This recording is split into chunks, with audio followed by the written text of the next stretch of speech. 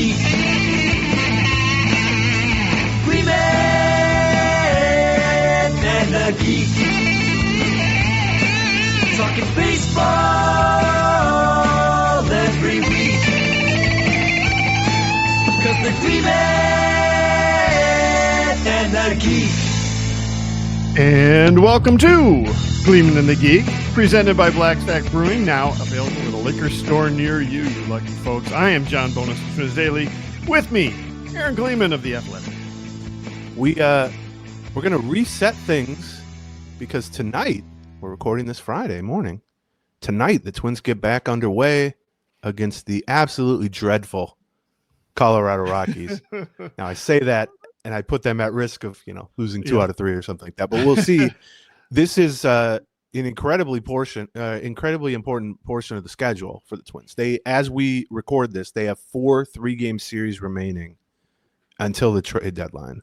They have a 6-game road trip, which is, like I said, Rockies starts tonight, 3 games. They are like the worst team in baseball, but that short sells it. Like yes. they are competitors for last year's White Sox as one of the worst teams ever, period. Right. But then you go to Dodger Stadium right after that, and so that presents kind of a weird from the worst team in baseball to the best team. Right. Well, close to the best team in baseball. It's like, okay, champ, you're gonna fight. Right. You're gonna fight the featherweight tonight, and then you're gonna fight the super heavyweight tomorrow. And it's like, ooh, that's gonna lead to some interesting situations. Then they come home for 6 games. Nationals, similar actually kind of situation. Nationals are pretty terrible. And then they get the Red Sox, who've been red hot of late. So Nationals just fired everybody, right? Yes, they did. And the Rockies already fired everybody, or at least fired the coach. Right? You have that flipped. Okay. Okay. Well, from a front office standpoint. Right. So, since we last spoke last Friday, although hopefully a lot of you are listening to the Patreon, have we been doing some Patreon stuff. I did a solo episode. I was so inspired by watching Byron Buxton cycle against the Pirates that I came home and just flipped the mic on and did a solo show about that. We also did a couple of just regular episodes since we've last spoken. And then my favorite thing that I'm going to tell you guys about is we did yesterday a almost 2-hour interview / chat with Thad Levine, the former Twins general manager for the previous 8 seasons, who also was the Texas Rangers assistant general manager for over a decade. And we talked to him about his 8 years with the Twins. We got his thoughts on the Twins situation now, including some thoughts on ownership, which I thought was kind of interesting.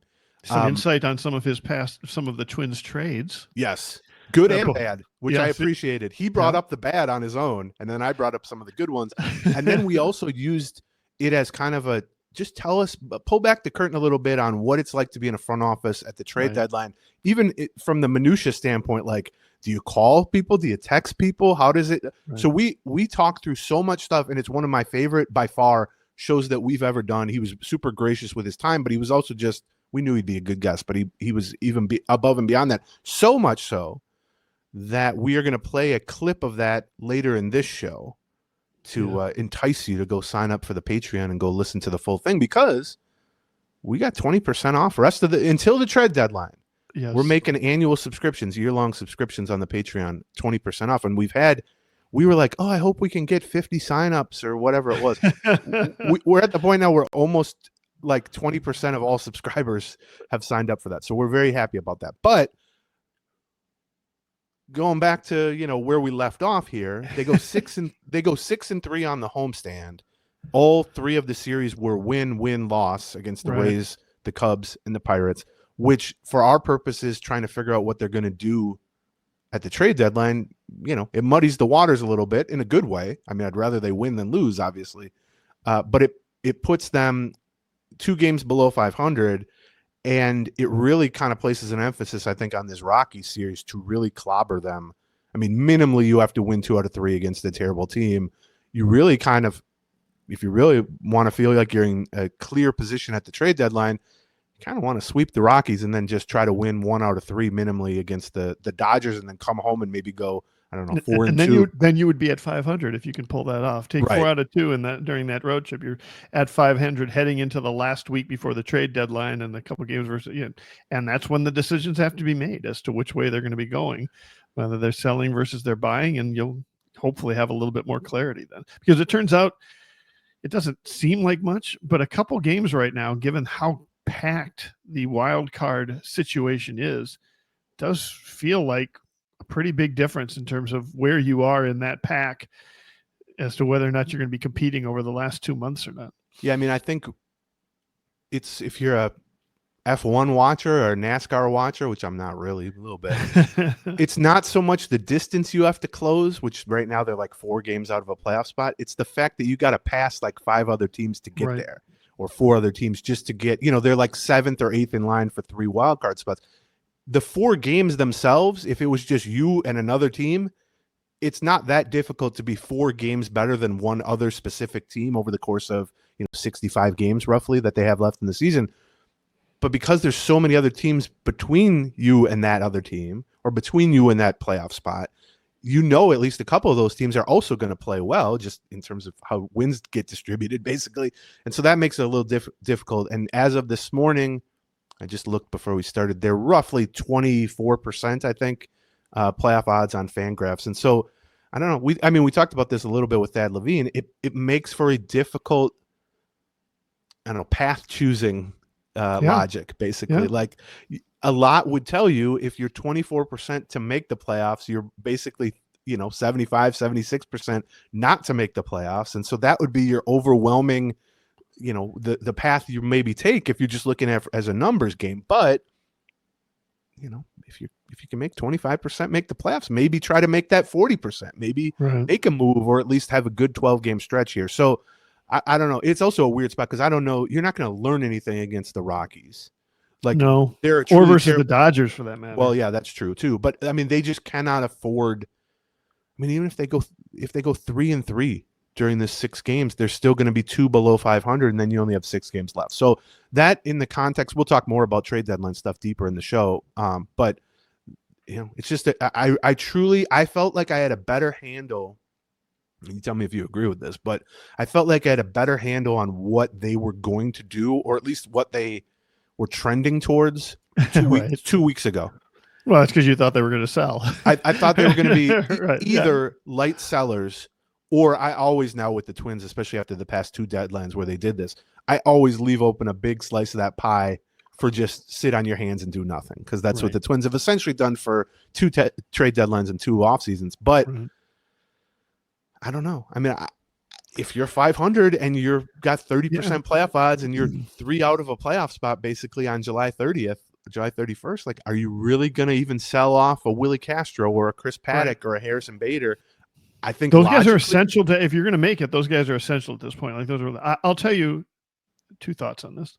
The first is, I think increasingly, I wonder if they're going to try to pull off, which is something Thad Levine talked about, a trade with another contender where you end up picking up, some hitting, and you give away something else, not prospect related, not a buy one, but big leaguer for big leaguer. In particular, I'm thinking bullpen, that they end up leveraging some of their bullpen strength for some sort of offense that's going to help this team out.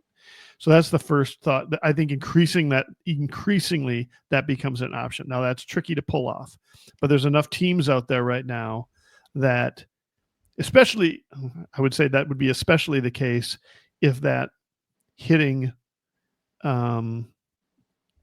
return has some future controllability as opposed to a 2-month type rental. It would have to. They're not going to trade a high-end reliever with 2.5 seasons of team control for a non-controlled hitter. That wouldn't really make sense. Or it would be something like they get a non-controlled hitter that's going to help them this year, but they also get a decent prospect that they're going to that they think might be able to help them in the future. The other thing that I think is sort of becoming I'll give you 2 more points. The second is, like, of the next 2 weeks, what am I interested in? Like, I don't know that the record is going to matter that much. It does matter. I don't think they can afford to go 2-4 on this road trip. Or maybe, certainly not like 1-5 on this road trip. I don't see that happening. But I don't think the record is going to matter so much. But I think a lot of the, like, how is Bailey Ober looking in his rehab starts? How close? How does Zebby look? Do we see signs of life from Royce Lewis or Correa? Or, like, I think, to me, that is going to be, sort of, or does somebody else get hurt, to put things out of reach? That to me is going to be sort of the question. I think that's going to be something we're going to want to pay a lot of attention to over the next 10 days. And then the final one is like, I honestly believe the fulcrum decision on this that they're going to have to make, and maybe they don't really have a choice but to make it, is do they think Correa / Lewis / Wallner has a decent chance to return to some sort of form in August and September? If they believe that, then they should be going for it. And if they don't believe that, then that has longer term implications, first of all. But second of all, then they're not going to make it. And they should probably be taking a look at the other direction. Thing.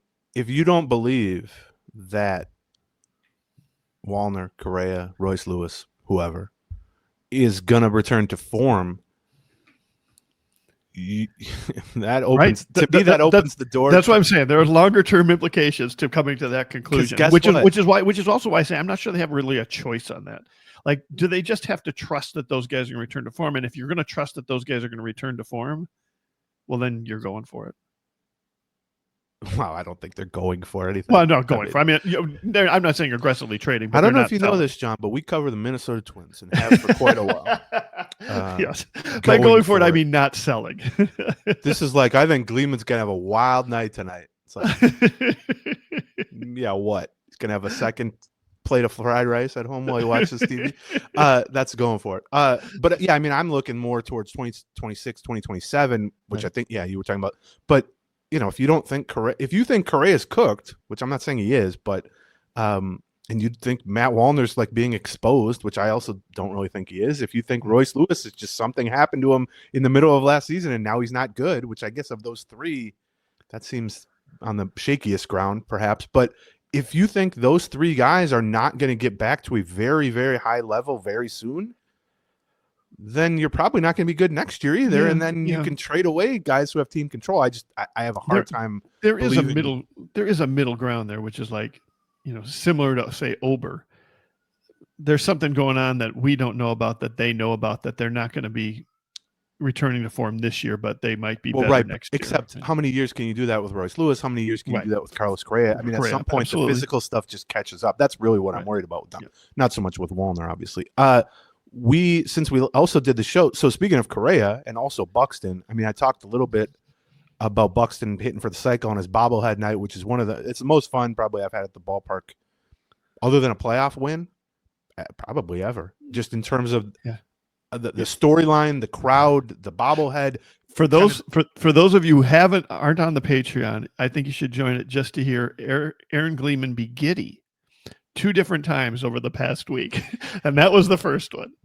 Here's the thing. If people are constantly saying, boy, Gleeman shockingly was in a good mood, and they're constantly saying that, doesn't that mean I'm in a good mood a lot?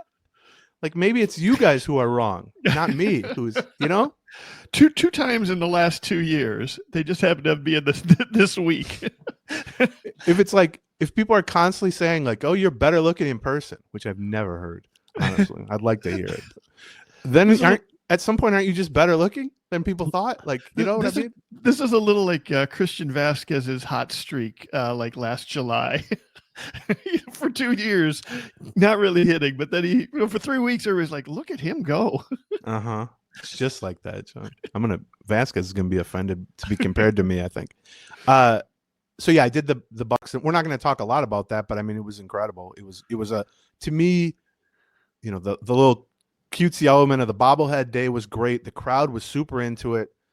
Good homestand, an incredible individual performance capped off by the homer on an 0-2 count to dead center. I mean, you couldn't do that much better in terms of hitting for the cycle. There aren't a lot of guys who hit for the cycle in a way that's not entertaining, but this one was like maximum entertaining. And then it also, to me, was just the culmination of a spectacular, incredibly entertaining, healthy, etc. first half. And then it was kind of the send off to go to Georgia and be in the home run derby, which he participated in. After being hit on the hand 3 days earlier. Yes. Don't forget about that. Well, it's a Disney movie. Yes, I was going to get to it, John. You gotta act like I'm giddy. Here's how you know John's giddy. He goes 100 miles an hour. That's true. I go 2 miles an hour. Coffee. Yeah, I know it's rough because it takes me a while to get to places, but I've never had coffee in my entire life. I had one sip of coffee. This would have been 20 years ago, literally, in Connecticut, because someone handed me a cup at NBC Sports offices that I thought was hot chocolate, and it was coffee. And I took one sip at like age 23 or whatever I was, and I thought, this is disgusting hot chocolate. I figured out it was coffee, and I haven't had a sip since. So this is why I talk slower and John talks faster. But yeah, like you mentioned, Buxton and Correa actually during the end of that homestand had big injury scares where Buxton takes the 99 or 98 mile an hour fastball off the hand, misses the rest of that game, and then the next game then comes back and has, I don't know, 8 hits over the next 3 games or something like that.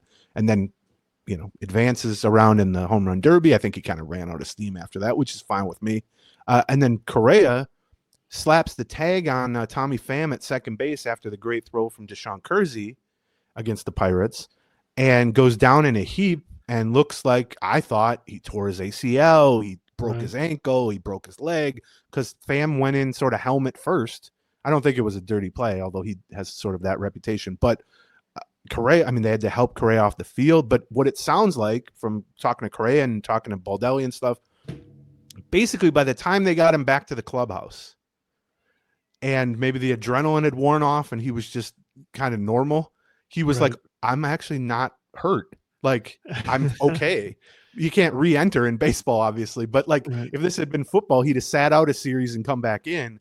I honestly think because, and the way he described it too, Correa, of like feeling vibrations in his leg, it was similar to, I think a couple years ago, I think it was in Kansas City, where it was a similar play where he went down in a heap and it turned out he wasn't that injured. It goes back to the hardware, as Rocco Baldelli called it, that he has, metal plate or titanium plate, whatever it is, in his ankle from when he was 19 years old, and he had an ankle injury. And his leg is just not going to react normally to any sort of situation like that. And in his mind, he thought, my leg went numb, or I feel vibrations, or I'm sure he's sensitive to that leg ankle to begin with. And I'm sure in his mind, he was like, oh my God, I just broke my leg or I did whatever. And he gets helped off the field. And I have no doubt it hurt too. But they announced pretty quickly that he's got a mild ankle sprain, which is not the type of announcement you make if there's any sort of doubt with a guy's status. And then the next morning, this was, I guess, Friday night, Saturday morning, he was like, I would play today, but I understand why they want me to take a day to basically walk around and just determine that, I'm not going to collapse or something like that. And then he was back in the lineup Sunday. So it's nice. It'd be nice not to have these injury scares, but it's also nice after years and years of constant injuries to star players for the Twins and prospects and everything, to have 2 injury scares where you come out the other end and you go, whew, they got away with one there. I think especially on, both of them really, honestly. So that's maybe a good omen heading into the second half. We, the All-Star stuff, there isn't a ton to review. I don't really care about the All-Star at all. I think you care about it a little more than me, but probably not that much. No. I didn't really watch much of it. I was in bed. I went to sleep. Look at you pulling a Gleeman. Just real quick thoughts on it. Great inning from Joe Ryan, was a fun little showcase. Struck out 2 batters, went 1, 2, 3. Buxton gets a double to kickstart the rally for the American League that sent it to extra innings, which was pretty fun to see.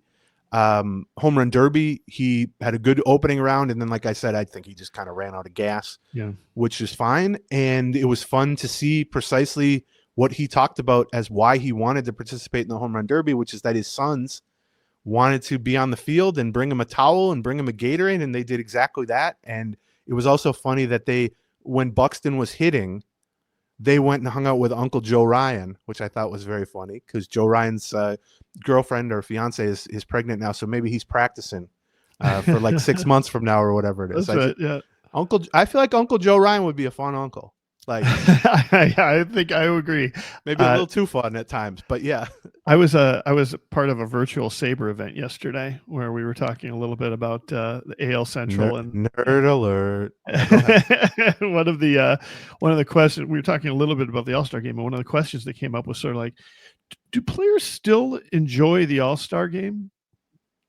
And my answer was, I mean, I still think you will find players who have grown bored with it or who view it as a problem, but I still think that is the exception to the rule rather than the rule. Players are still, the vast majority of players would throw themselves down a flight of stairs to be picked for a part of the All-Star game. And part of the reason for that, and I think you're seeing it among baseball, is like they like having their families involved in that sort of thing. It's become such a family-friendly event for the ball players in what seems to be an increasingly family-oriented league, actually, I think.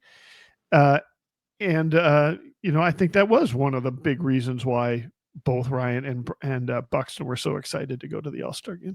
Yeah, there's the red carpet with your family. Everybody gets their best looks going. You got the kids on your arm. And, home run derby, everybody hangs out on the field. I think this wasn't related to Buxton or Ryan, although Buxton helped get to this point with his double and scoring a run late in the game for the AL. But I thought the home run derby element in the 10th inning to determine the winner after it got tied after regulation was great in the sense you could tell the players were extremely into it.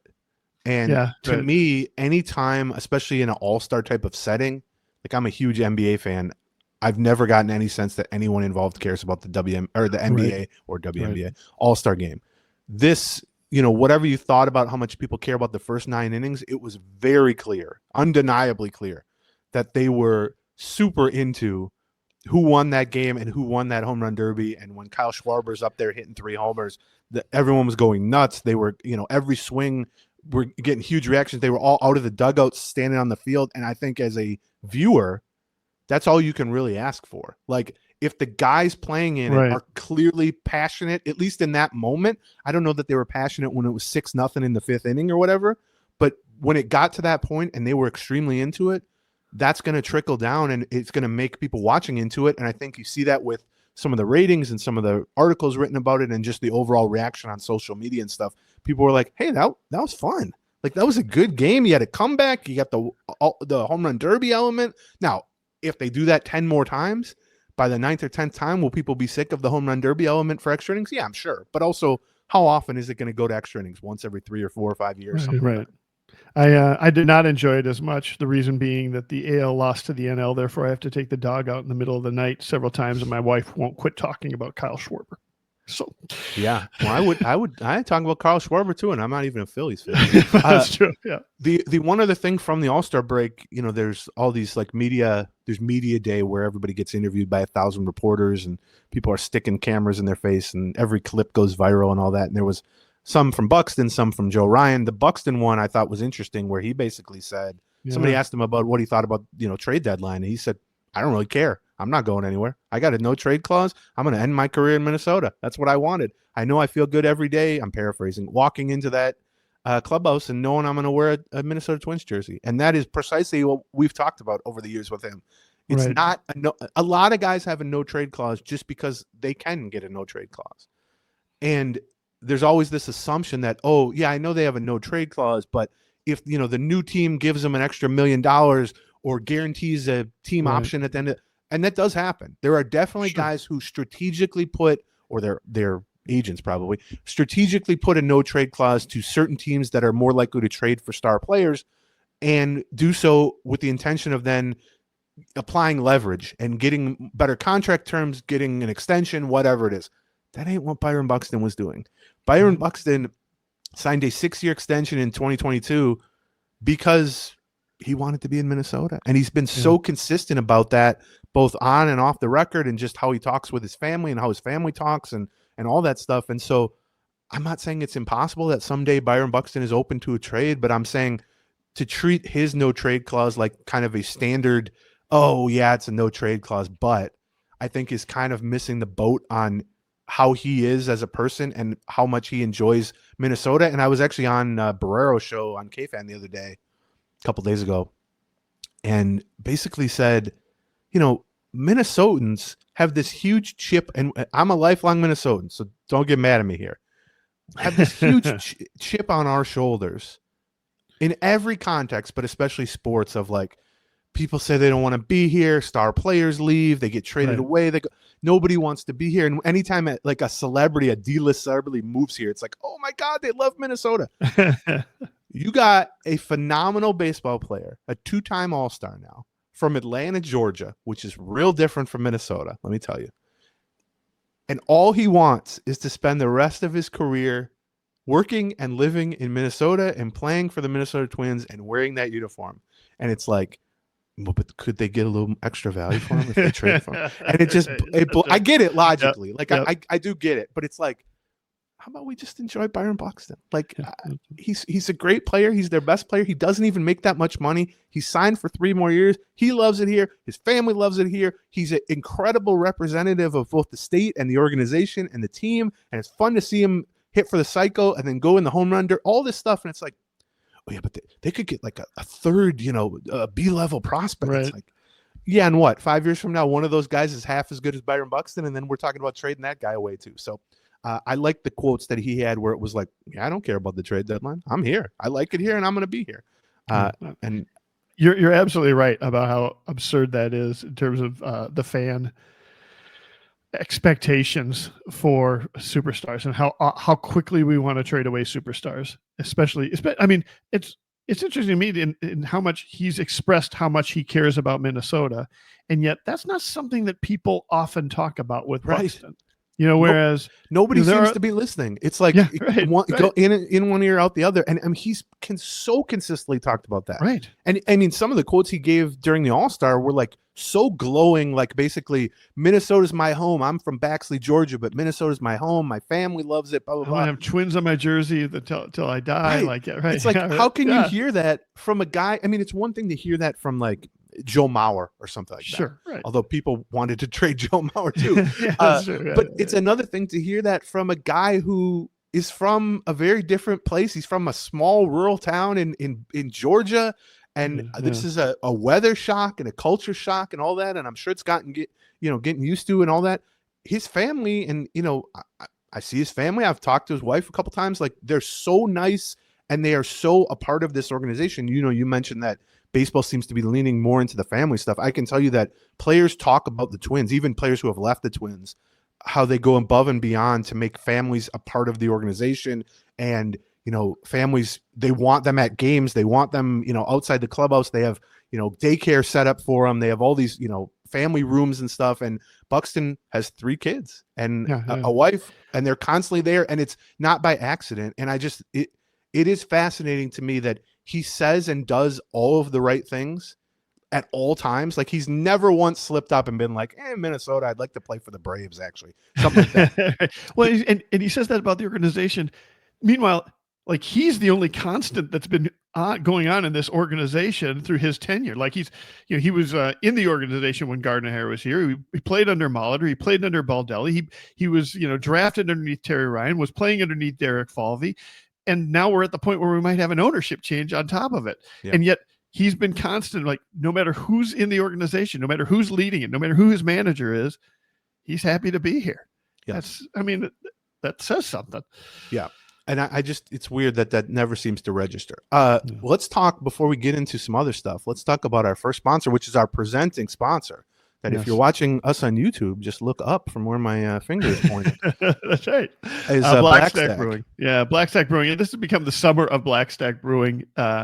It's so nice to have just some good go-to beers. I went and got one of those beers the other day at Brixworth. They had something called Stacksman, which is one of their great IPAs.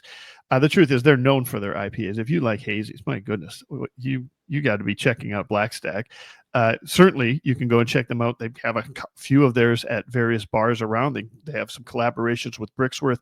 They have a fantastic tap room over at 94 and 280 that you can go check out. But it used to be able to try all of their beers, you had to go to like specialty beer stores, or you had to go to one of their tap rooms, or you had to find them in a bar. Not anymore. Now they have got a new distributor, and they are all over the state of Minnesota. So you can go to your local liquor store and ask, hey, I want to find some Black Stack. Where's the Black Stack brewing stuff? You're going to find their distinctive cans, and you're going to find their great beer. Their local 755 New England IPA is absolutely their standard bearer. I love the Slopes French Pilsner. I think it's one of the best craft Pilsners here on the market, and those are not easy to make. Pull Tabs Pale Ale has become increasingly popular. So go check out. I mean, and then, by the way, they're listeners to the Gleeman and the Geek, great supporters of us, Yes. family owned and operated. So I only drink beer from people who listen to our show. That's my new thing. And it gets tricky because sometimes, like, if I'm just drinking, like, I don't know, Coors Light, I got to, like, call over there and be like, has anybody at your offices heard of Gleeman? With Black Stack, no question. That's right. Yeah. So stop by Black Stack Brewing. That's near 94 and 280, or even easier and better, possibly. Ask for them at your local liquor store. You're going to love Black Stack Brewing.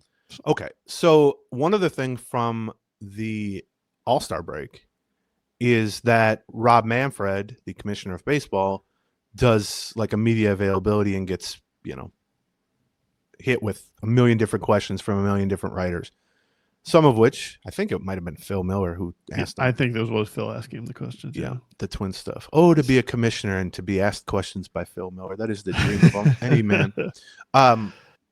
So I wanted to read a couple of them because it's relevant. He was asked basically about the ongoing sale efforts from the poll ads to sell the team, and we're in I feel like we're past 9 months. This thing would have been born already if it was a pregnancy, right? I mean, it was October, right? Or October, November, early November when they first announced it.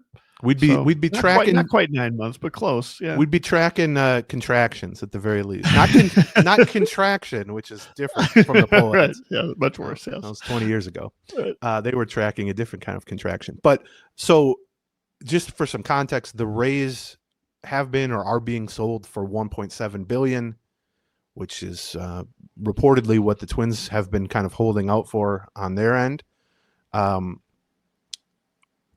He was basically asked, why is this thing taking so long? I can only imagine what the wording of Phil's question was, but like, who knows? But he was basically asked, why is this thing taking so long? Why has it been in 9 or 10 months? And, he said kind of what we've talked about going back months and months, which is, once the Justin Ishbia situation started progressing where the Twins legitimately thought, and I still think Ishbia was being real with it, but there's some disagreement on that, I guess. But once the Twins thought, hey, we're actually got a guy here in Justin Ishbia who's interested, he's got the money, he's got MLB approval, he started to look at our books and, come check out Target Field, and they were going through the full process with him. And I don't know if they were on the 1 yard line or the 10-yard line, but they were close. And then he just pulled out and went immediately to the White Sox, and then is now going to, own the White Sox in 6 years or 10 years or whatever it is. And so Manfred kind of confirmed what we had talked about or speculated about at that time, which was like 5 months ago or whatever, where he basically said, look, once Ishbia backed out, they had to kind of restart the process here. Yeah. Both literally, but also a lot of interested parties had sort of assumed that Ishbia was going to buy it for that price under those terms, whatever it was. And they kind of said, oh, well, we'll move on. We don't need to keep talking about this, basically.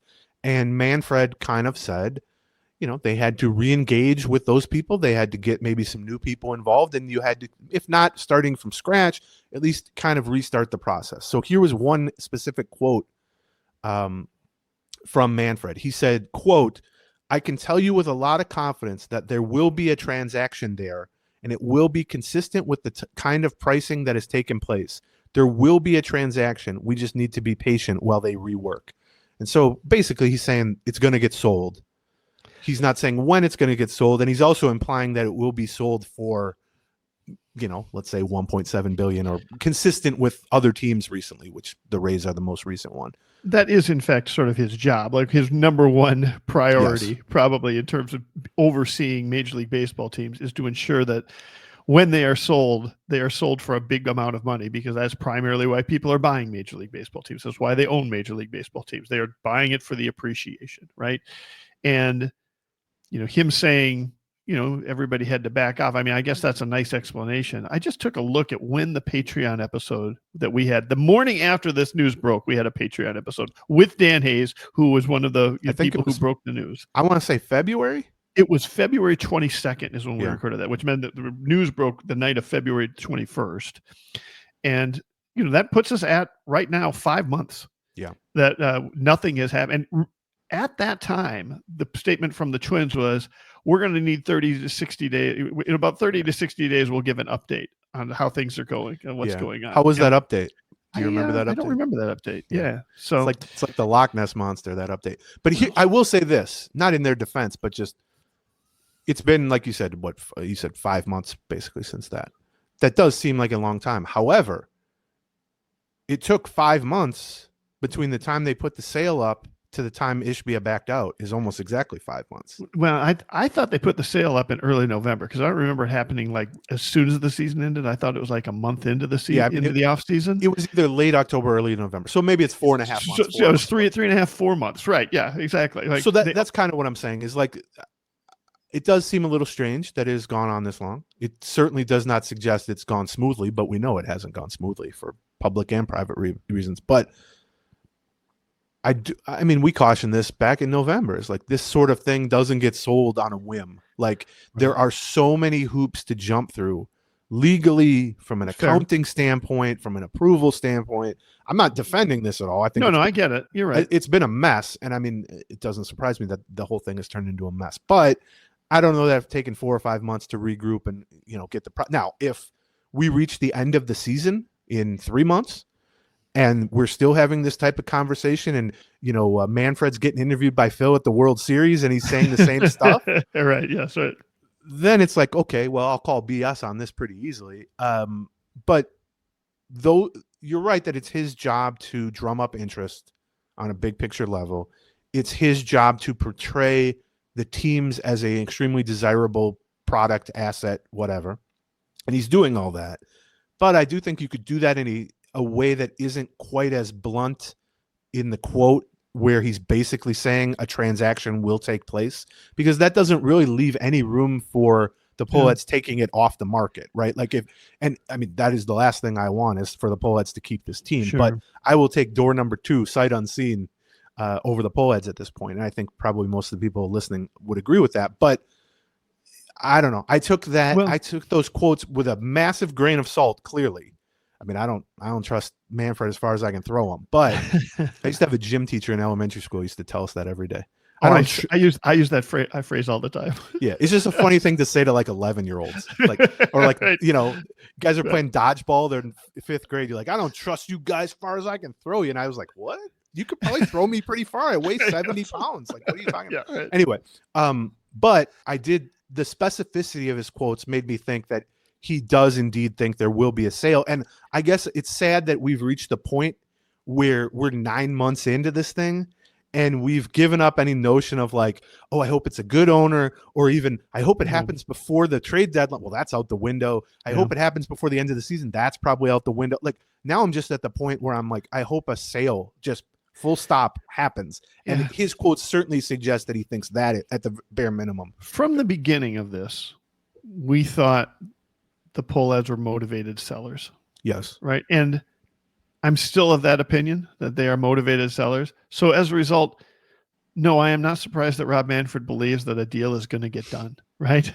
Now, what's frustrating about it from a fan standpoint, I guess what's frustrating about it is, just waiting. Like, it's just waiting for it to happen one way or the other, which, that is, the Polettes should be waiting until they get the kind of price, I will be interested to see what the final sale price is on this, because my perception is if we perceive the Polettes as motivated sellers, buyers perceive the Polettes as motivated sellers in this particular case.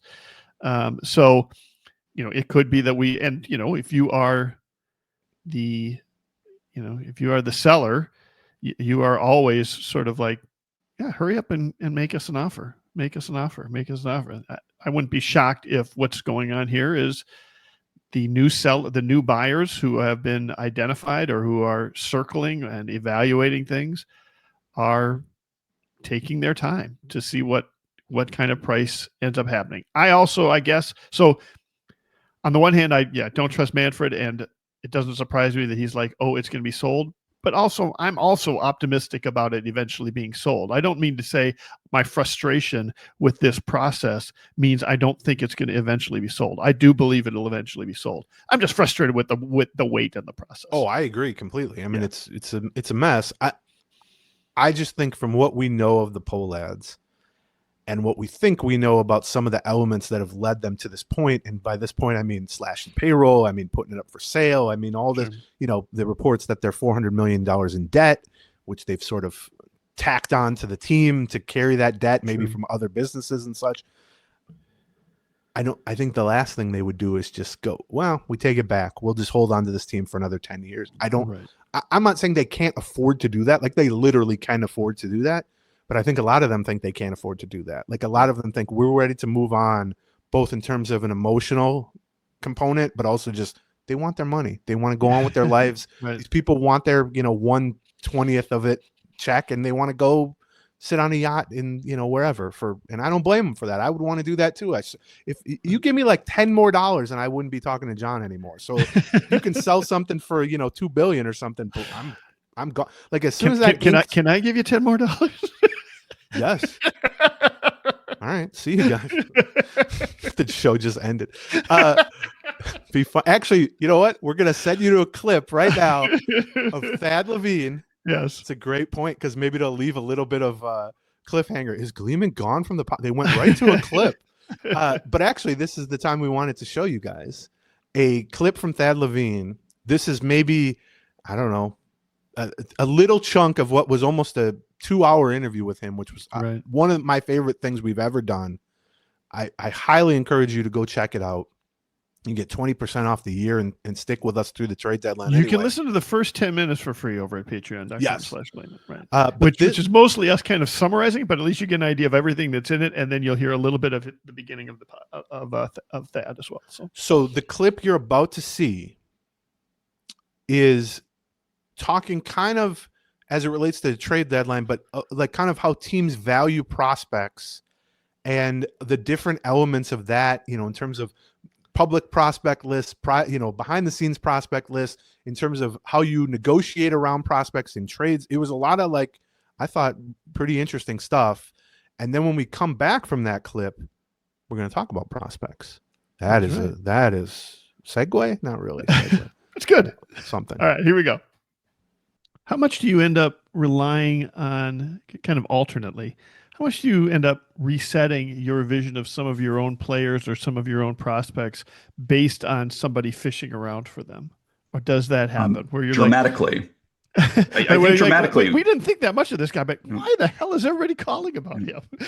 Yeah. Well, and so, John, I think there's a few outshoots of that. One outshoot is, and this is kind of tying back to what Aaron just asked as well, is I think there's this now notion in negotiations that whatever you say you'll do, you also will do more if you're buying. And whatever I say I'll also do less if I'm selling or something like that. So what transpires in these deals is when I call you and say, hey, would you talk about this player? And you say yes. And then I say, okay, so well, who would you want from us? And you say, well, it'd have to be one of these three guys.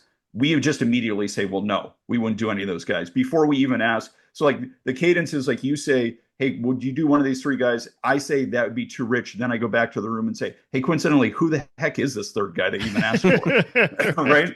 So it's like, is this notion that I have to reject your first offer regardless of what it is. And so, and this is tying back to what Aaron said in terms of like when you ask for players and why, it's like sometimes we just get that first offer out of the way. Maybe it's one guy that we really wanted, but two guys we're not that interested in. We hold back on the three guys we really want in the deal because we know they have to say no to start with.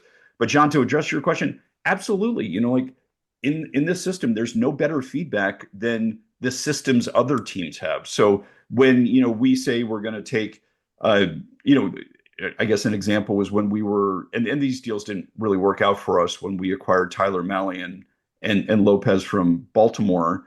But those teams tell you, okay, these types of players would have to be in the deal. And usually it's pretty well aligned with your assessment of your system. But sometimes you'll find like, oh, wow, there's one guy that we keep hearing in this trade deadline who we kind of have as let's just say like in a B, C group of prospects, but they're referring to him with the guys that we have in the A's. I think that's what, we call that crowdsourcing. Like we do want to get feedback from other teams. And we aren't so proud to not then move that guy up our board a little bit when we get the feedback. Don Welke, who was a longtime scout who I had a chance to work with, he always said, like, hey, the easiest scouting report is watching how hitters hit a pitcher. They'll let you know how good this stuff is. Like, you can have a scout tell you, hey, this guy's slider is awesome. But if everybody's hitting it, it's probably not that tough to hit. If a guy's throwing 88 but somehow doesn't get hit, his stuff is playing better. The scouting report doesn't look that good. Well, I think we treat other general managers the same way. When you consistently hear, maybe when it's a one-off, you take note. When you hear it more than once, I'll cite one guy, and we ultimately did trade Spencer Steer. But Spencer Steer was a player that we heard multiple times that trade cycle. We really liked Spencer Steer. The industry really, really liked Spencer Steer. And so at those times, I think you need to go back to the drawing board and determine, A, are we missing something? And if so, like, let's make an adjustment. Or B, maybe they're missing something, and now's the time to capitalize on trading a player like that, because we're all seeking these opportunities to sell high and buy low. It's so rare to be able to do that. But there are times when the industry does value your players differently than you do. You either have to learn from that and adjust, or you have to take advantage of that and strike. I'm glad you mentioned Steer, because I wanted to because we've talked about him and Encarnacion Strand and a number of other times when prospects are traded as a prototype. And I'd want to know what your thoughts are on this, whether or not it's fair to say, which is a lot of times the guys who end up being targeted by other teams or targeted at the trade deadline are players who that year have raised their prospect capital significantly. You know, that they are long term, they might still not be one of the top 100 prospects, or they're certainly not in the top, 20 to 40 or 50 or something, but they might have just barely entered 100 because they were sort of under siege. They are the prospects with steam. You know what I mean? It ends up being the ones that seem to be targeted at the trade deadline, the ones that everybody's kind of getting a little bit carried away with in the industry. And my question is there anything to that? Like, do you feel like that people overreact a little bit, or people at the trade deadline or on other teams overreact a little bit to your players that are a little bit better than everybody thought? They kind of get carried away with them. And frankly, do you guys find yourselves doing the same thing with other players as well? Or are we overstating that? I don't think you're overstating that. And I'll add one additional wrinkle that maybe you didn't allude to here is, when we look at the national scouting reports on systems. So like Major League Baseball has their rankings of your minor league systems and a prospect list for each team. And so does Baseball Prospectus and Baseball, they're all out there, Baseball America and Fangraphs. One of the kind of, I would say, a little bit low hanging fruit, dare I say, cheap ways of negotiating is calling a team up and saying, okay, you have interest in our seventh inning reliever. We're selling. You know what we'll do? Like, we're going to be so magnanimous. We'll stay off your top 30 list on MLB, but we want this guy. And it's this guy who is on this meteoric rise. And if Major League Baseball updates their list tomorrow, he's probably going to be listed 7th, but we're going to sound like we're being benevolent and we're going to ask for him now because he's not even in your top 30. Right. So I think there's additionally to what you're saying, John, there's that component of negotiations where you can say, because, those first of all, I don't think those lists are perfectly accurate, but they're also not daily updated. Right. They very intentionally update those periodically. If you catch them at the right time, they're lagging.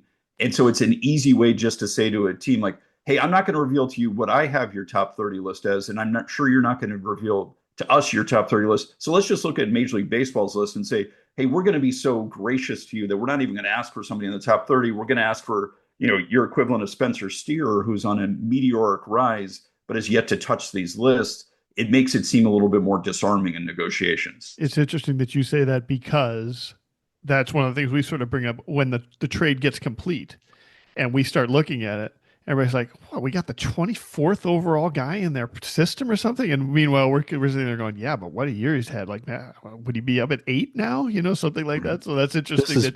It's interesting that John, you guys are using those the same way that we evaluators end up using them in some ways. Well, and John, I think I just want to share maybe with your listeners one thing that really factors in within our 4 walls relative to what you just said. It's the reality that our primary constituent is the owner.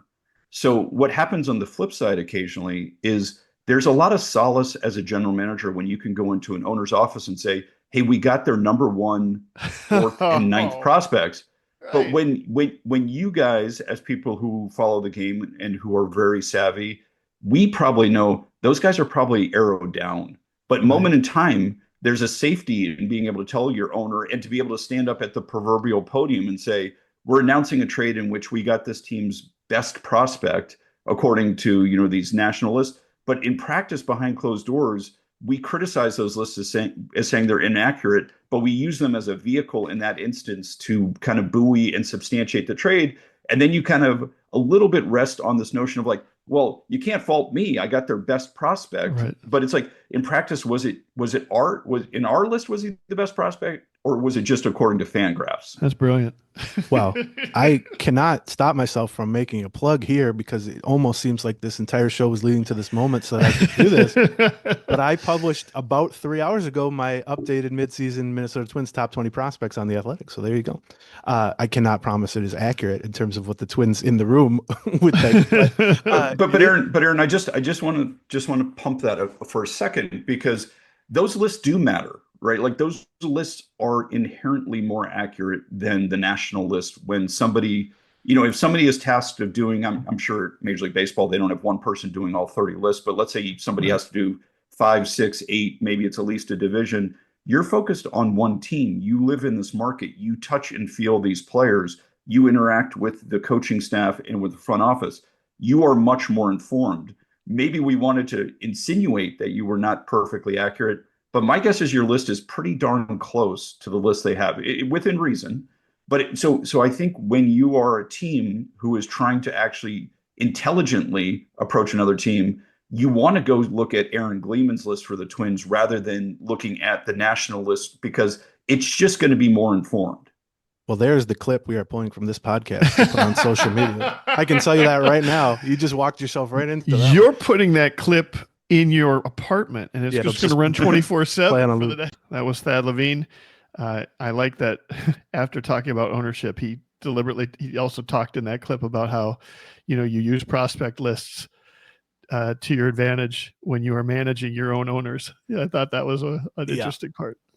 There's a lot more where that came from in terms of Thad. And we got into a lot of nuts and bolts stuff, but also a lot of Twins related stuff, some ownership stuff. He was great. So if you want to hear more of that, go sign up. Patreon.com/Gleeman. It's below me right there if you're watching on YouTube. This is my new thing. I'm just going to point to stuff. That's great. This is John. Wrong way. Yeah. What are you going to do? This is John. Anyway, like an air traffic controller. That's right. Yeah. This is going to be some clip. I hope they put this on YouTube Shorts. Where it's like, this bearded fat gentleman appeared to go insane on his own podcast yesterday and just kept pointing at things. Anyway, let's talk a little bit about prospects. Let's talk a little bit about our sponsors first, and then before we head into the prospect stuff. All right. In particular, we've got a Game Time, the Game Time app. It's not a website; it's an app. That's one of the things that people get confused about. But it's a great app because it's great for tickets. We got the Twins coming back to town the week before the trade deadline. It was going to be a crucial home series and a weekend series starting versus the Washington Nationals. That's going to be a lot of fun. Then Boston comes to town. Boston's always a good crowd at Target Field, and it might be a little tough to get tickets, but it isn't if you get Game Time. Yeah, use the Game Time app. They can get you hard to find last-minute tickets. They can also find you the best value within a venue. Like, I'm looking to spend this much. What's the best seat I can get at Target Field? And they were just sort of rank it by that so that you're not going in blind and you don't end up with some obstructed view wherever you are and all that. And our listeners can get a deal if they sign up, take the guesswork out of buying tickets with Game Time. Like we said, download the Game Time app, you create an account, then you use the code Gleeman and you get $20 off your first purchase. Terms apply. Just create an account on the Game Time app, redeem the code GLEEMAN Gleeman for $20 off. Download the app today. Game Time, last minute tickets, lowest price, guaranteed. And then our last sponsor is Factor, which we've both used recently. Yes. The idea behind Factor is they send meals right to your house and they're super easy to make, and they're super good to eat. And you can choose what you want. You can go super healthy. You can go vegetarian. You can go meat heavy. You can go family friendly, all that stuff. And they have new menu items every week that you can pick and choose what you want. Comes directly to your door. It's packaged well. You pop it in the microwave. John always talks about the curry? Butter chicken. Butter chicken, God. yeah. So good. He's obsessed with it. Chrissy says he talks about it in his sleep. But I mean, they've got, almost everything I've ever had from them, I've been impressed. And Chrissy is too. And it's because it checks all the boxes. It's super easy to make. It's delivered right to you. It could not be more convenient. It's tasty. It's healthy. It is kind of a lifetime hack for eating. And so anyway, you can get started as well. You get started at factormeals.com/Gleeman /Gleeman50 off, Gleeman50 off, and use the code Gleeman50 off to get 50% off plus free shipping on your first box. That's code Gleeman50 off at factormeals.com/Gleeman50 off for 50% off plus free shipping. Factormeals.com/GLEEMAN50 OFF. Okay. They got to come up with longer URLs and longer codes for us. Well, the 50 off should be fairly memorable. It's giving you the 50% off. That's true. So let's talk a couple ways on prospects. One, the draft occurred during the All-Star break. Yes. So we can talk a little bit about that. We broke that down in a little more depth on the Patreon. It was the morning after, I think. Yeah, it was. I think I'd done a Zoom with Sean Johnson, who runs their draft at like midnight, and then we did the show at like 8 a.m. or whatever. But we'll get into it a little bit here. But I also put out my top 20 midseason Twins prospect list, updated, which folded in the recent draft picks and then also adjusted for everyone's first half performance. Did the clip we just play have this, or did I only put this on Twitter where Thad Levine basically said how brilliant I am at making prospect lists? That was my takeaway from it. I don't remember if that's in this clip or not. Yeah, I think it is. But yeah, it just plays on a loop now in my car. If not, we're releasing it as a YouTube short or as a YouTube longer clip. So okay. Oh, but we should mention that if you were following us on YouTube, you actually already heard that clip that we just played because we published it yesterday. Yeah, and we will be as a sneak peek. So we will be trying to release little bits and pieces of that if you follow us on YouTube, Gleeman and the Geek channel. So, yeah, we're trying to, value added. That's right. Different stuff we can add to the YouTube element. Okay, so prospects, top 20 prospects. I'll go over them quick. People can read the article I wrote for The Athletic, or they can listen to the Patreon. But here's just the basics. It maybe isn't as relevant. I mean, part of the reason I like to publish a new updated prospect list in mid-July is, one, you can fold in the draft picks, which always now happen in recent years during the All-Star break. But then beyond that, I like to put it out leading up to the trade deadline, a week or two before the trade deadline, so that, let's say, if the Twins were buyers, then Twins fans could be like, well, what prospects might they trade? Now, I don't know that either of us feel like they're going to be trading away prospects. Should, could, would even. Right. But you never know. So here are my view of the Twins' current top prospects. Not a whole lot of change at the top. I had Walker Jenkins number 1, which is unchanged. I had Keisho and Rodriguez, Luke Keisho and Emmanuel Rodriguez 2 and 3. I think heading into the season, I had them flipped, but functionally the same. Keisho actually is starting a rehab assignment, I think today with the Saints, this weekend with the Saints, or whenever the Saints resume play after the All-Star break. They resume today on the road. Yeah. So he's starting it, and then Ober's going to be with him, actually, which we'll talk about that at the end of the show maybe. But and then Emmanuel Rodriguez is also back in the lineup after missing some time with a hip injury at AAA. So they will at least briefly be in the Saints lineup together. And then we'll see what their plan is for Keisho once he's deemed healthy. It's been almost 3 months now. I think April 25th is when he broke his forearm. Okay. So we're getting really good at counting months here. This show really has just become about counting months. So I have Jenkins, Keisho, Rodriguez as the top 3. The biggest kind of riser in terms of prominent prospects is Kalen Culpepper, who was their first round pick this time last year, is now hitting brilliantly at AA. Basically 12 months after being drafted, he's already at AA. He's hitting, 330 with some power. He looks really good. He looked great at high A to begin the season. I've moved him up to number 4. I think in a lot of circumstances, he'd be a top 2 or 3 prospect in a lot of systems. The Twins still have some, Rodriguez is a potential star. Keisha's a potential star. I did debate maybe moving Culpepper over Rodriguez, but Yeah. I would say that is fair. I would say Emmy, who was number 2. Emma. You got to stop calling him Emmy. Yeah. Well, okay, Emma. But why choose to get informal with a nickname and say the wrong nickname? Well, I thought him well. I thought when I see people refer to him, see people refer to him as Emmy, but maybe I'm wrong. No, that's the statue they give out to actors. He was clearly number 2 entering the season, and I thought the same thing. I was wondering whether or not you'd put him at 3 or 4. He's just had so many injuries this year. He's kind of fallen. I also want to ask you: have you seen any national lists like the top 100 where Culpepper now is breaking the top 100? Yes. I haven't. I don't know if I've seen a lot of mid-season updates in terms of the national lists yet. I think he has cracked the top 100. Like Thad Levine said about me, which I'll keep quoting through the end of time. That doesn't really affect. Like I'm trying to represent like what the Twins think. First of all, I'm trying to represent what I think because it's my opinion on it. Sure.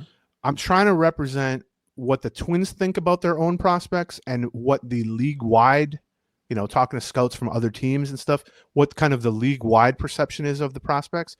Now, MLB Pipeline and Baseball America and Baseball Prospectus or Fangraphs, whatever you want to look at, The Athletic, Keith Law ranks prospects. They're all sort of trying to do a version of that, but it's less maybe Twins specific. So yeah, if a guy jumps into the top 100, I do, maybe double check what I think of them and all that, and maybe consider moving them up. But I'm not generally trying to like mimic. Sure. Because to me, if the danger of that, and somebody could have like a consensus prospect board, which that would serve a purpose. It's like you're consolidating all the rankings.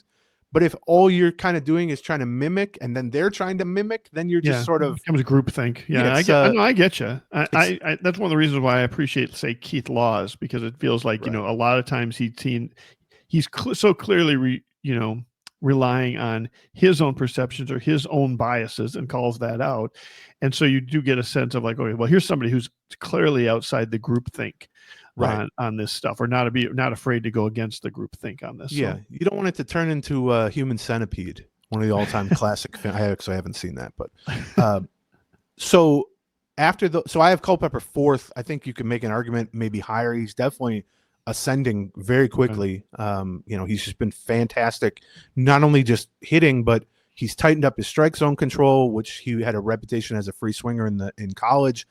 There were questions about whether he could play shortstop, and it's not that he's answered those completely, but he's looked good, at least so far, at shortstop, to the point that people now think he can probably play there in the majors. Whether he can be a plus there or average there or whatever, that kind of remains to be seen.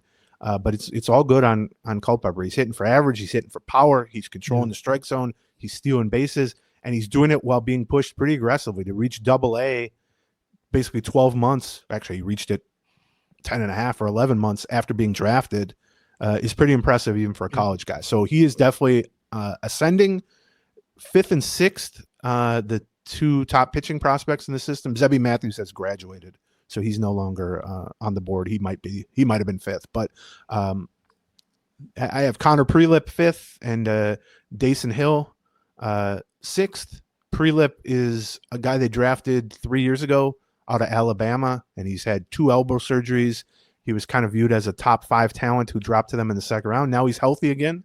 He's starting at Double-A, but he's kind of throwing 2 or 3 innings at a time, 50 pitches roughly. It's unclear what his long-term role will be, in part because he's had so many arm problems. From a pitch mix and talent standpoint, he could be a frontline starter. There's no doubt about that. Like, he has a mid-90s fastball. He has one of the better sliders in all of the minors. He has a good changeup, and he's left-handed. He throws strikes. I mean, it's a frontline starter's profile. The question with him is, can he both throw 6+ innings in starts, but then, stack that 30 times during a season and throw 150, 175 innings during a season? There are a lot of questions about that. I think certainly if the Twins wanted to, they could push him up to AAA as a reliever and have him be in the bullpen mix by September, and just tell him throw fastballs and sliders with the occasional changeup and just try to blow people away. I think there's a decent chance that becomes sort of his long-term destination, is late inning, high leverage reliever. But in the meantime, particularly now that he's throwing well and he's feeling good, they're trying to at least give him the opportunity to show that he can start from a workload standpoint. So we'll see on that, but very good prospect, very promising first half for him. And most of all, he stayed healthy. And then Dason Hill was their second round pick last year at this time out of high school. And I still remember we did the Zoom with Sean Johnson after they picked him. And they don't take a lot of high school pitchers, although they've taken a couple in recent years. But he was asked, like, what do you guys like about him? And he said, well, he's already really good, and he's 6'5", and he weighs like 12 pounds. So we're going to put some muscle on him. We're going to, smooth out the mechanics, and we're very confident that there's more projectability in him. And within 6 months, he was throwing 95 plus pretty consistently, as opposed to low 90s in high school. He's been up in terms of reports that I've seen, 97, 98 with the fastball, has potentially 2 good off-speed pitches. Control has been an issue for him, and consistency has been an issue for him, but also he's 19. Like that's how it's going to go. But he is potentially another left-handed starter, and I think he has more chance to stick as a starter. He's more of a traditional starter. So he's very promising. Only at low A right now, everybody understands where he's pretty far away. But yes, 19 years old and showing that kind of ceiling is fantastic. So. And then in the 7th spot, I put Merrick Houston, who is their first round pick this year, last week, who we'll talk about in a minute. Shortstop from Wake Forest. We'll get into him in a second more. And then number 8, I had Gabriel Gonzalez, who people may remember as part of the Jorge Polanco trade last offseason with the Seattle Mariners. And that trade has kind of turned into a bust for everyone involved. Even Jorge Polanco has come back down to earth after a good April this year. Topa hasn't done much.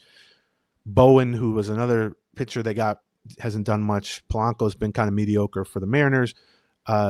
Gabby Gonzalez didn't do much last year. He wasn't very good. Yeah. He's a bat first guy. He has to hit. He's, kind of 5'10", not super athletic.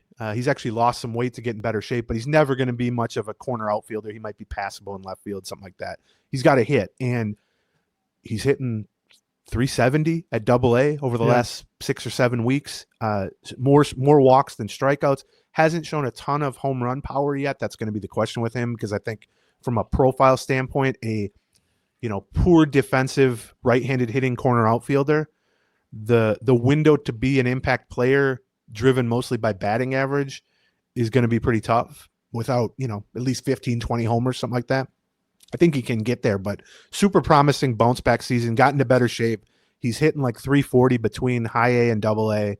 He's really taken off since he's got to Double-A, and he's still only 21 years old, by the way. Yeah, he's one of the younger ones at Double-A, and to be hitting 370. The fact that he doesn't have a lot of power isn't too shocking from a 21-year-old. That's the sort of thing that can develop. But yeah, but he basically any prospect status he lost after last year, and I think he kind of did. He fell out of sort of the top 100 range of prospect status. He's close to back to there now. So it's going to be tricky. It's hard for these bat first guys to really emerge as elite level prospects, because if they're only sort of good hitters instead of great hitters, their overall value is kind of marginal at that point. But you watch him, they're hoping he develops more power, but also if you just watch him or watch clips of him, he's a guy who's he sprays line drives. He uses the whole field.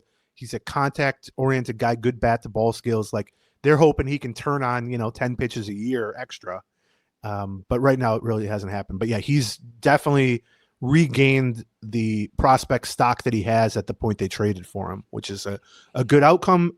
There's not a whole lot of other weirdness. I put Riley Quick, who was their supplemental first round pick last week, big 6'6" righty out of Alabama. I put him at number 10.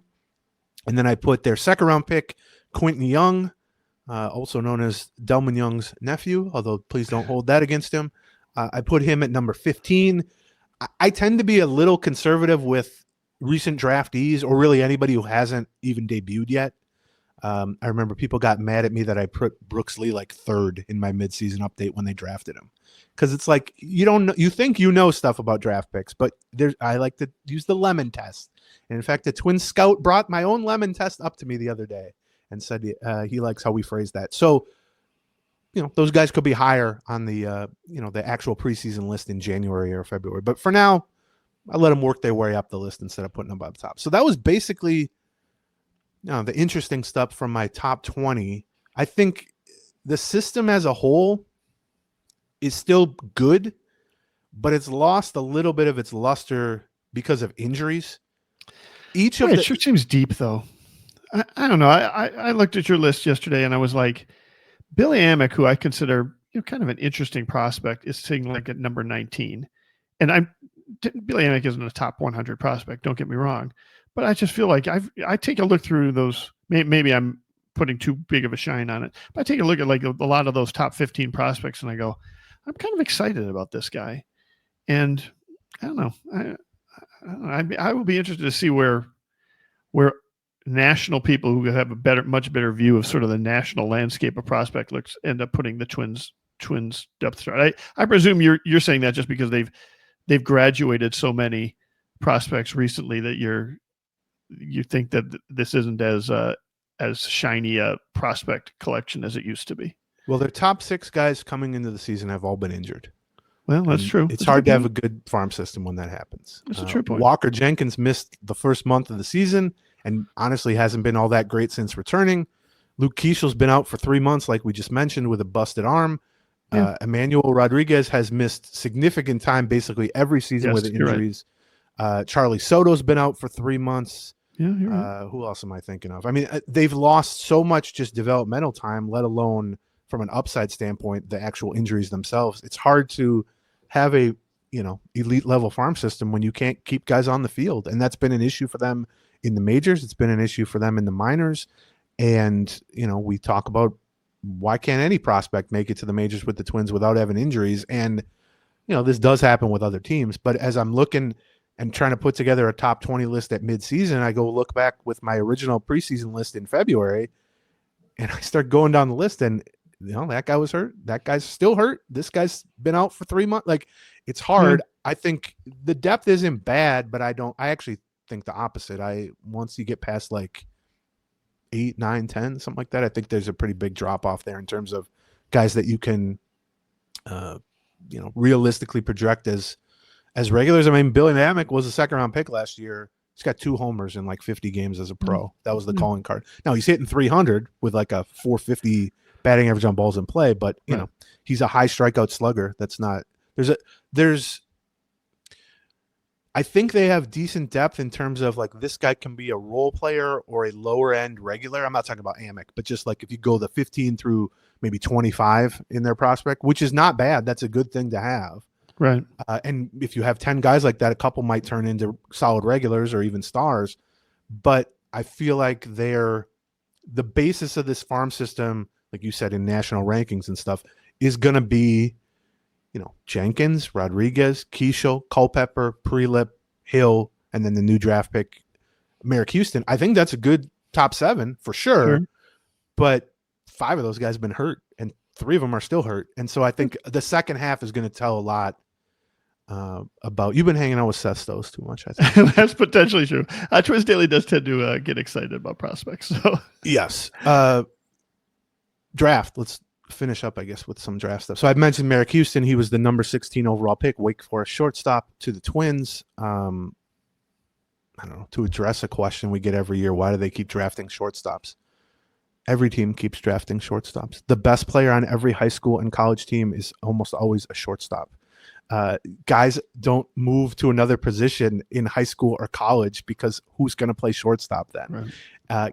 You draft guys as quote unquote shortstops because they moved to third base, they moved to second base, they moved to center field, they moved to right field, they moved to first base. Miguel Sano was signed as a shortstop. Michael Kadire, Trevor Plouffe, on. Royce Lewis. The Twins drafted 16th this year, and they drafted the 10th shortstop. Yes, 14 of the top 24 picks were shortstops, or were listed as shortstops. Right. Now, with that said, Merrick Houston is considered maybe the best defensive shortstop in college baseball. Arguably, I've seen of any shortstop, including high schoolers this year, is the best defender at short. And so I think what happened was that they liked several of these shortstops. Like you said, it was a huge run on basically shortstops and starting pitchers were the whole first round across baseball. And I think the fact that like 3 or 4 of them got snatched up in the 5 or 6 picks before the Twins left them pondering a lower upside but higher floor type of guy in Merrick Houston, who they like, but there are some people who wonder if he's going to hit for enough power to be like an average hitter. Because I mean, if you're legit, and this is also something we talk about, like there a lot of guys who are high school, college, or even low minors, where people are like, oh, he's a really good center fielder or he's a really good shortstop. By the time they get to the majors, either they've matured physically or they've had some injuries, or it just people realize like actually they're just an okay shortstop or an okay center fielder. Because somebody who appears to be amazing in college, once they get to the majors and they're being compared to the best 30 center fielders in the world, we saw that with Aaron Hicks, basically. The whole time it was Aaron Hicks is amazing center fielder. Then he got to center field for the Twins and it was like, he's fine. I don't know enough about Merrick Houston to say that. But the premise of taking him 16th is he's a clearly above average, probably right now, major league shortstop. And so the bar from him offensively, developmentally, is if we can just get him to hit, 260 with 10 homers a year and add in all-star level defense at an up the middle premium position, well, that's an above average starting player. And they feel like there's not less risk, but like less variance involved with him. Because like we know he can play shortstop. Right. That's at least their opinion. And it seems to be a pretty widely held opinion with draft analysts. The question though is like, can he hit 260 with 10 homers? There are some people who think he's not going to hit much at all, in which case he might project as a utility guy or a low-end starter, which is not really what you want to be using a mid-first round pick on, even if there's a higher level of certainty. But certainly from the Twins standpoint, I see the logic in this play, which is we think he's a really good shortstop. He's got some speed. He had a breakout year offensively. Now, there's people who are skeptical about that because it was in a hitter's ballpark and all this other stuff. But he's not a little guy. He's 6'3". He's put on some muscle. We talked to him after the draft on Zoom, and he basically said, yeah, I tried to hit more this year, and I worked to hit more this year, and I hit more this year, and everyone seems to doubt it. Which I can see why that would be frustrating. So you see the Twins' logic, which is we know he's at a high level defensively. He's a good base runner. He's got a frame that can add some strength. He popped 15 homers in 60 games this year. We feel like we can mechanically get him to a place where he can be an average or maybe even above average hitter. And if you're an above average or even average hitter and you're a very good defensive shortstop, that's an all-star type of player potentially. So I put him 7th. I'm sure maybe some people will have him a little higher, but I will be curious to see how aggressive they get with him from a promotion or, assignment standpoint, because defensively, I think he could probably play in the majors right now. But if you think that the hitting is going to take some retooling or there's going to be like some more work involved, then you don't necessarily want to shove him to Double-A right away. You maybe want to have him work low A, high A, work his way up, have some success, be able to tinker with some things mechanically with the coaching staff without a higher pressure environment. So I'm curious to see where he gets assigned. Let's see. With the other guys we talked about, Riley Quick, 6'6", 250, former 4-star offensive lineman who chose baseball over football, 99 with the fastball, coming back from Tommy John surgery, potentially a starter's mix basically. We talked about Quentin Young, who had 15th, who's a high school slugger from California, the nephew of Dimitri and Delman Young. Pure athleticism. Yeah. Let's see what he can do when he has to swing the bat. Yeah, he has an incredible arm. Right. To the point that he's 6'6". He's probably not going to stick at shortstop, third base, right field, that sort of thing. Great arm. He throws 95 as a pitcher. I know some people liked him as a pitcher too. They feel like he has as much just raw power offensively as almost anybody in this draft. True like 35, 40 homer power. The question with him, like, is he going to strike out a billion times, essentially? Like, can we get him more consistently in terms of approach and mechanics? That's the challenge with him. That was their second round pick. And then they took another hard throwing college righty, James Ellwanger, with the 88th pick, Dallas Baptist righty. With him, a lot of people view him as a reliever because he's had some injury issues and he throws 100 with a pretty good slider. The Twins, at least for now, are talking him up as we think he can be a starter. So we'll see. There's no reason not to try that, I guess, at the beginning. But he's another guy that, if kind of like Prelip earlier, I was talking about, if you want to just shift him to the bullpen, some of these big arms, if you just tell him, we've seen it with Louis Varland this year. Like if you just tell a guy max effort for an inning, the entire process of developing them or promoting them changes completely. So we'll see how he goes as a starter. I think overall, and I asked Sean Johnson, he kind of poo-pooed this a little, but he didn't say no. I feel like they took Merrick Houston at 16 and then said to themselves, let's go for upside now. Yeah. After you take it. We've got our safe pick. Let's see what we can do on the other side. Let's diversify this portfolio a little bit. Let's, we'll go with a sure thing, at least in our mind, a guy who can definitely play shortstop and should move pretty quickly. Then we'll go with a 6'6", 250 flamethrower who is back from Tommy John surgery, a high school guy who might strike out 1 trillion times, and then a hard throwing guy from Dallas Baptist who could move pretty quickly too. Well, and then follow that up with a 6'11" guy from Oregon. Yeah, I throw upper 90s too as well, like for the fourth pick overall. Sorry, fourth round pick. Yeah. They should have him hang out with Bailey Ober for a while, maybe, on the rehab or something like that. That's right. So yeah, I don't know. I'm very intrigued by Houston because I do think it's a little bit of he's not the riskiest player. Choosing him at number 16 does have some sort of opportunity cost mix in terms of upside, but they also clearly believe he has more upside than the consensus is on him. So, well, and when you take a look at his improvement from freshman to sophomore to junior year, you can see where that projection can come from. Just in terms of getting bigger and getting stronger and hitting better and making more of an impact. So yeah, the reason no one believes in that, and yeah, he played 3 years. He started as a freshman at shortstop for a ACC powerhouse, which tells you where he's at defensively. Right. Freshman year, he had a 600 something OPS. Right. Sophomore year, 950 or something like that, and then this past year, 1,050 or something. Right. The reason nobody seems to care about that is Wake Forest is a bandbox. He hit 11 of his 15 homers at Wake Forest. Right. And also delving deeper into like the batted ball metrics, exit velocities and stuff, they weren't real impressive. But we'll see. The Twins are believers. A couple other things to end on. We talked about Zebby. He threw, what was it, on Sunday, I guess, for the Saints? Yes. 4 shutout innings. Yep. We kind of thought it would be a one and done, and it sounds that way. So he's been out for, what's he been out for? A little over a month, maybe, something like that, roughly. 4 shutout innings for the Saints, 9 strikeouts, no walks, 1 hit allowed, 96, 97 with the fastball. Checked all the boxes you would want to see. There was actually some speculation around Target Field that he might have just skipped the rehab and rejoined the Twins on the last homestand. They didn't end up doing that. But now it sounds like he's going to pitch in Colorado.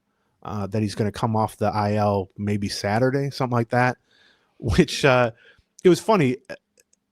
I think Dan might have asked Rocco about this last weekend, basically saying, yeah, the Rockies are bad, but Coors Field's a pretty tough place for a young pitcher to come off the IL and pitch for the first time in 6 weeks. And also after that, Dodger Stadium against the Dodgers is a pretty tough place. Like, would you guys be hesitant to bring back Matthews in 2 pretty difficult road environments?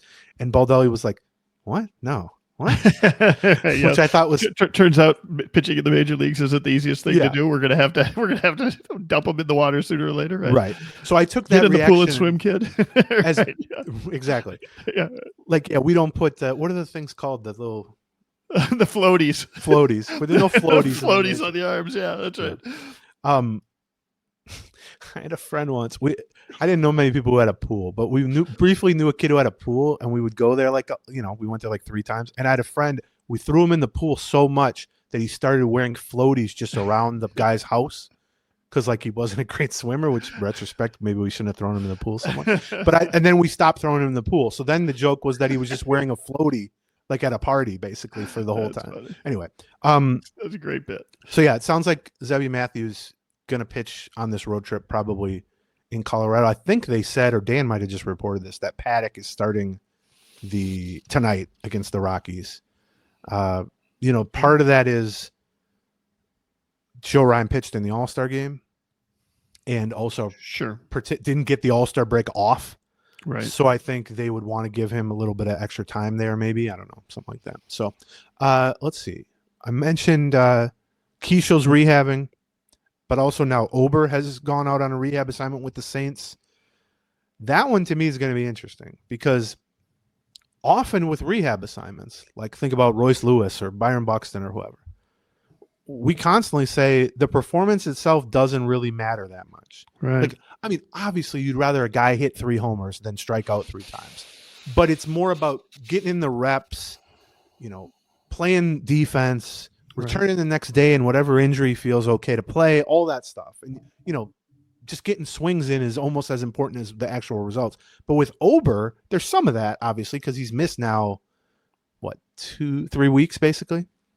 But I feel like with Ober, the performance and, the velocity of his fastball, swing and miss numbers, how many innings he can get through. I mean, if he's getting knocked around, let's put it this way. If AAA hitters are doing damage against him, like the major league hitters were last month, when he went 0-5 with a 9.00 ERA.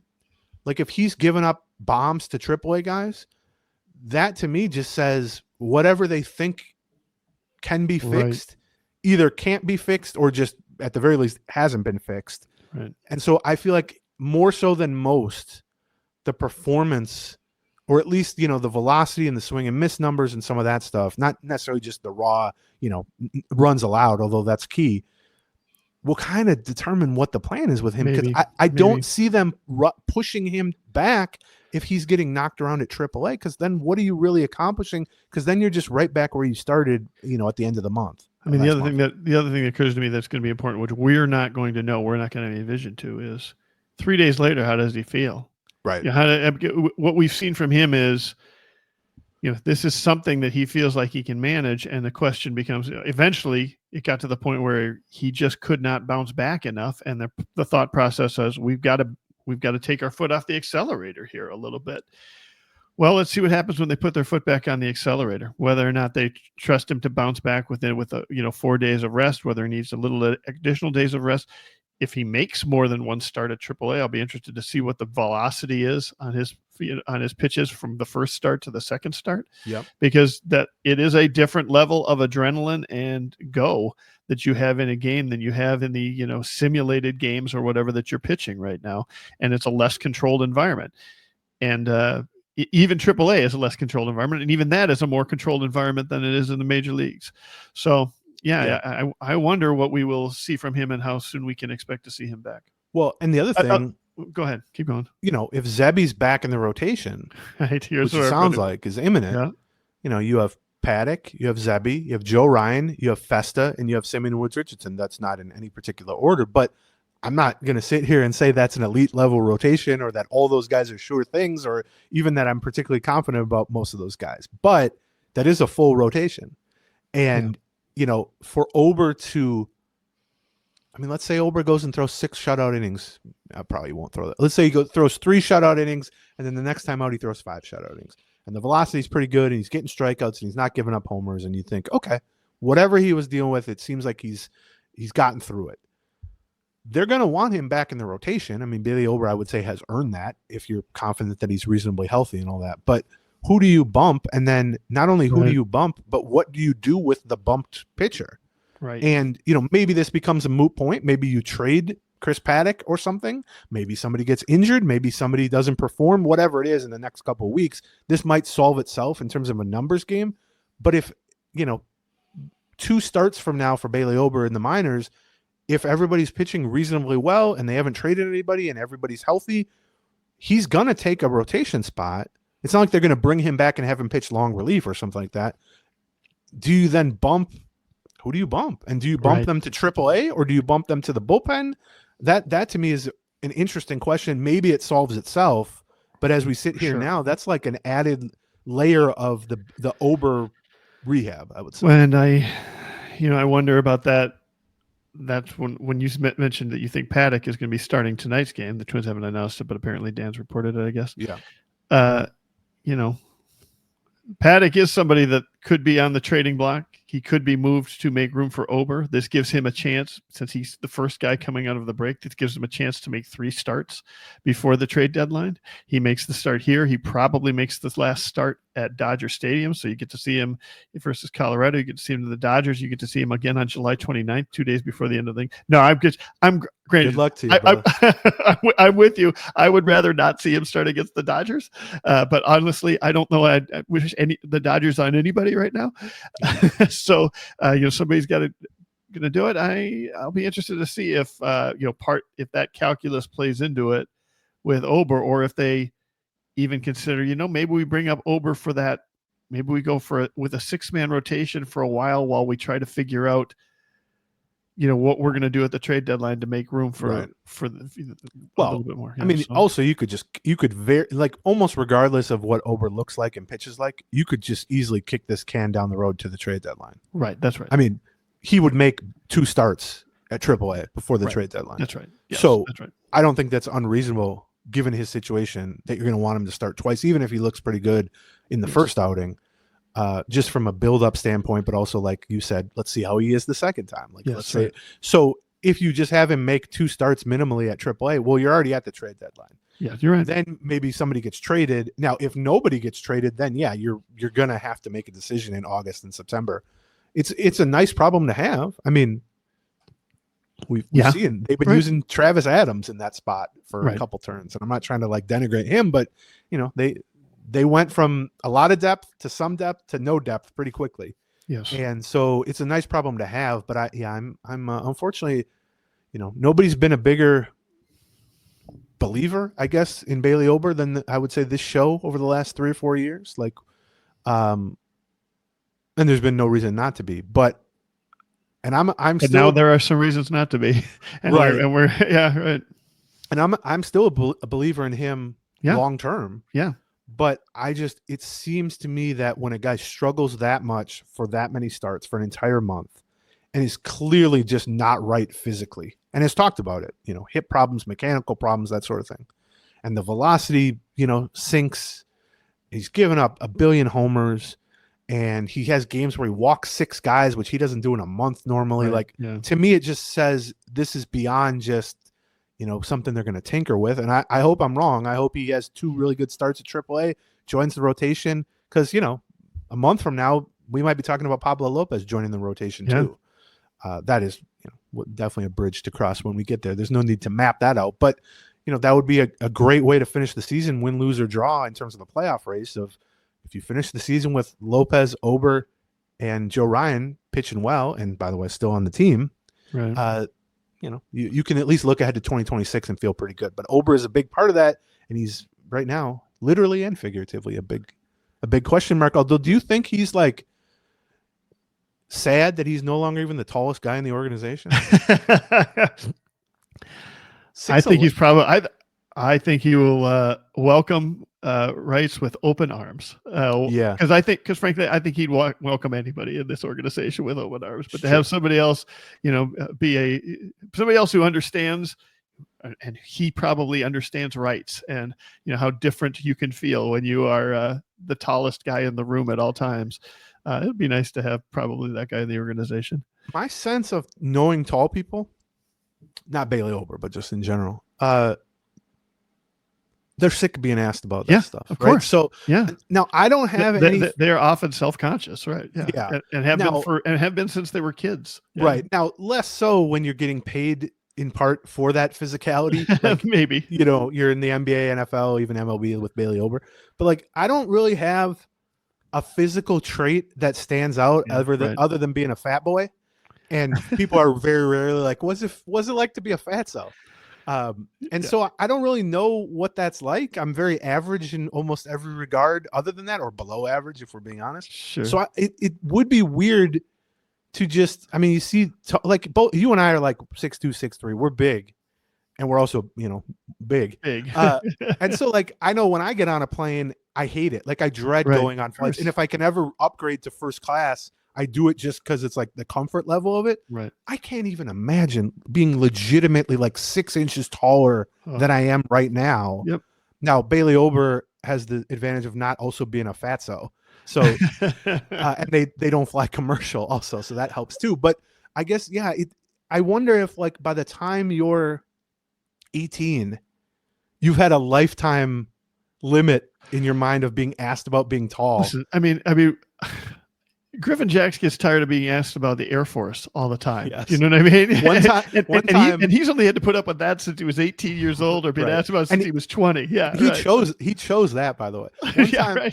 One time at spring training, this was like 3 years ago, or maybe 4 years ago.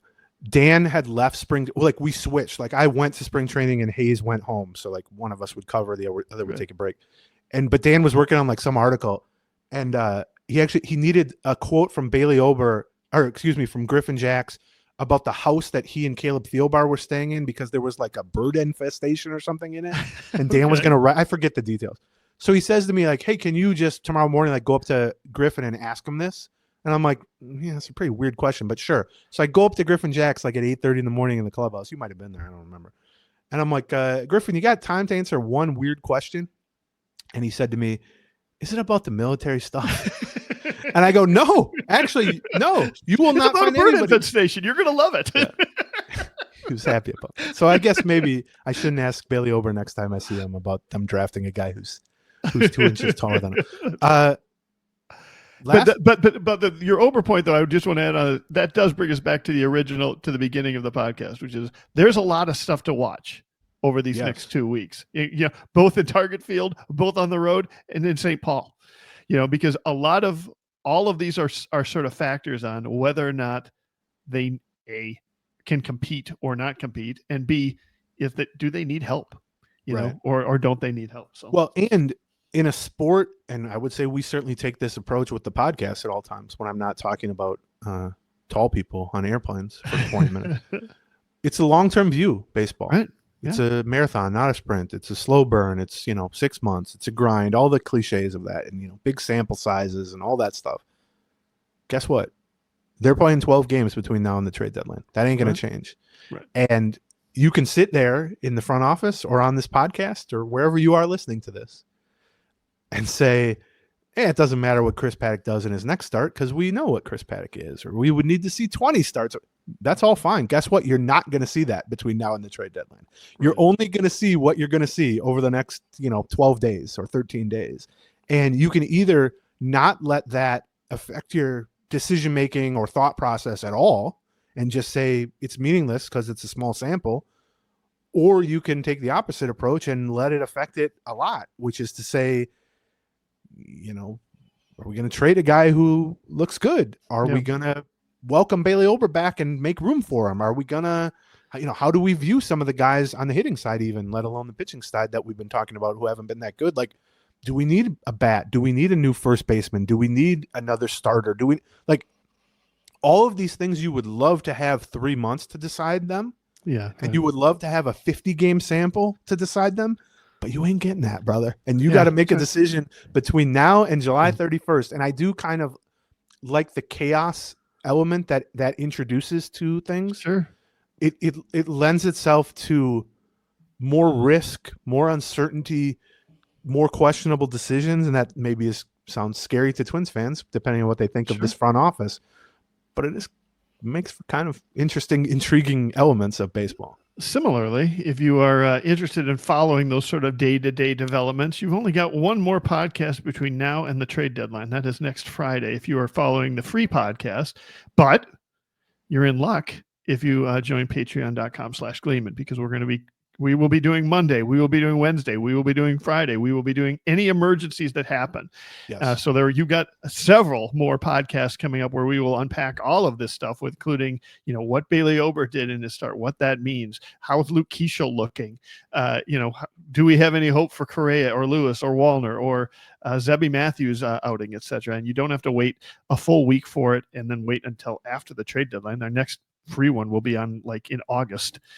So you're going to miss that. So I would highly encourage you to check out patreon.com/Gleeman. Listen to the first 10 minutes free of the Thad Levine interview, or maybe some of the stuff we talked about on Monday when we were all giddy about a great homestand versus the Pirates and Byron Buxton and the Joe Ryan. We didn't even talk about the Joe Ryan Scooble duel that we talked about at length Skeens. on Monday. Skeens. With who? Skeens. You said Scooble. Oh, I'm sorry. That was Skeens. Sorry, that's Scooble. But yeah, I've got Detroit on the brain. Sign up for the Patreon. You can either do monthly or you can do a year subscription and get 20% off right away, which basically gets you like 2.5, 3 months for free. Yeah. You can listen to the full Thad Levine. And then, like John said, we'll be doing Monday and Wednesday episodes every week, but also if and when they make any sort of substantial trade at all, we will either have a new episode that night or at the very worst, the next morning, breaking it down. So we call those emergency episodes. So yeah, Patreon, Patreon, patreon.com/Gleeman. And if not, we still love you if you don't sign up for that. You can, we'll see you same time, same bat channel. Is that what they used to say? I'm Batman. Yeah, that's right. Same bat time, same bat channel. We want to thank our sponsors for making this free. That includes Factor Meals, and it also includes Game Time. But mostly, it also includes our presenting sponsor, which is Black Stack Brewing. They're now they're family owned and operated, and they're now in a liquor store near you. So they're being distributed all of Greater Minnesota. Stop by your favorite liquor store or the Black Stack Tap Room to grab your favorite brew or try something new. Goodbye. Bye-bye. And welcome to the end of this video. There's lots more. For another, just click on one of these boxes. Or click on this circle in the middle to subscribe to all of our Twins Talk. Thank you. Gleeman